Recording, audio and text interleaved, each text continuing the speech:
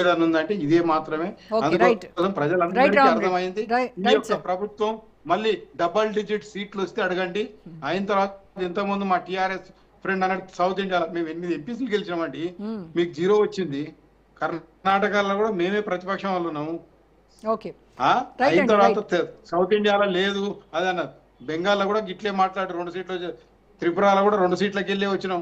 తెలంగాణలో కూడా next double engine సర్కార్ అంటున్నారు కదా.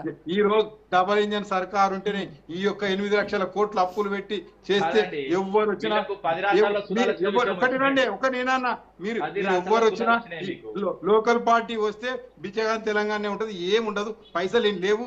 ఓన్లీ డబుల్ ఇంజిన్ సర్కార్ వస్తే తప్ప 7 లక్షల కోట్లు మీ పార్లమెంటే చెప్పింది. 4,12,000 కోట్లు నువ్వే మాట్లాడుతున్నావు. పార్లమెంటే చెప్పింది లెక్క. 4 లక్షల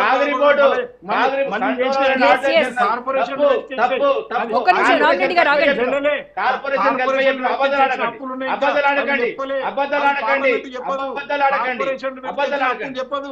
200 లక్షల కోట్లు అప్పులు చేసిన మీరు దేశంలో మీరు మాట్లాడుతున్నారు. 200 లక్షల కోట్లు రామరెడ్డి గారు 200 లక్షల కోట్లు ఏం చేసి 200 లక్షల కోట్లు మీరు చెప్తున్నా కదా. డెవలప్మెంట్ ఒక్క నిమిషం రామరెడ్డి గారు 200 లక్షల కోట్లు అప్పు చేసినోడు అప్పు గురించి రామరెడ్డి గారు ఒక్క నిమిషం ఆగాలి. రామరెడ్డి గారు ఒక నిమిషం ఆగండి. మేము చేసిన అప్పు కాళేశ్వరం కట్టినా, మేము చేసిన అప్పు జిల్లాకో మెడికల్ కాలేజ్ ఏం చేసిన అప్పు చేసిన అప్పు ఆగు. ఎందుకు జిల్లాకో మెడికల్ కాలేజ్ తెలియదు నీకెందుకు? అందులో ఏ రాష్ట్రంలో ఏ రాష్ట్రంలో అవును అన్ని ఓపెన్ అయినాయి. జిల్లాకో మెడికల్ అన్ని ఓపెన్ అయినాయి, అన్ని ఓపెన్ అయినాయి. అరే ఏ దుర్మార్గులు అండి నువ్వు. ఇది ఎక్కడ అన్ని జిల్లాలో చెప్పండి, ఏ జిల్లాలో? ఆదిలాబాద్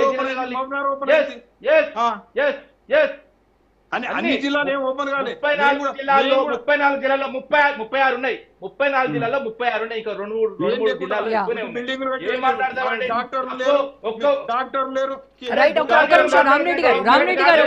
మీరు ఏం చేయలేరు, మీరు ఏం చేయలేదు. ఒకటి నిమిషం రామరెడ్డి గారు ఒక నిమిషం. ఒక కిలోమీటర్ పరిధిలో ఎక్కువ డాక్టర్లు ఉన్నది గీనే. ఏం మాట్లాడతావు? 8,000 చిల్లర ఎంబీబీఎస్ సీట్లు మాట్లాడతావు. పద్ధతి ఉండాలి. ఒక నిమిషం రామరెడ్డి గారు ఆగండి, మీరు ఒక నిమిషం ఆగండి. రామూర్తి గారు మీరు వైటీడీ గురించి చెప్తానన్నారు. వైటీడీ విషయం ఏంటంటున్నా, ఇంతకుముందు ప్రభుత్వాన్ని ప్రశ్నిస్తే వైటీడీ గట్టెత్తేస్తారు, సురేఖకి ఎట్లిస్తారు, చిరంజీవి భార్యకు అని అంటే టీటీడీ ఇస్తలేదా?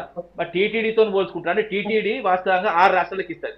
మరి వీళ్ళు ఎందుకు ఇస్తారు? ఒక ఆంధ్రప్రదేశ్కి ఇస్తారా? మీరు ఆంధ్రప్రదేశ్ మూలాలు ఉన్న వాళ్ళకి ఇస్తారా? టీటీడీ లాగా మీరు పోల్చుకున్నప్పుడు మరి 6 రాష్ట్రాలకు ఇవ్వాలి. ఏపీకి అంటే ఏపీలో ఉంటుంది, అది తెలంగాణకి ఇస్తారు, కర్ణాటకకి ఇస్తున్నారు, తమిళనాడుకి ఇస్తున్నారు, గుజరాత్కి ఇస్తున్నారు, మహారాష్ట్రకి ఇస్తున్నారు. మరి మిగతా రాష్ట్రాలకు ఎందుకు ఇయ్యారు? అంటే మీది దొంగతనము, మళ్ళీ దొరికిపోయి ఇల్లు. మళ్ళీ ఇంకోటి ఇందులో కూడా ఎవరికి ఇస్తారండి పదవులు? నరసన్న గౌడ్ చేయలేపుతాడు, ఆయనకి ఇస్తే ఏమైనా అవుతుంది? ఏమవుతుంది? ఆయనకి ఇస్తే ఏమైనా ఆయన దోసుకుంటాడా? ఆయన ఇంకా దేవుని సేవ మంచిగా చేసుకుంటాడు కదా. ఇవన్నీ ఎందుకండి? వాస్తవంగా దోసుకున్న వాళ్ళు, దాచుకున్న వాళ్ళు, దొంగలు. 200 కోట్లు ఇంత ముందు రామరెడ్డి గారు క్లియర్ చెప్పాడు.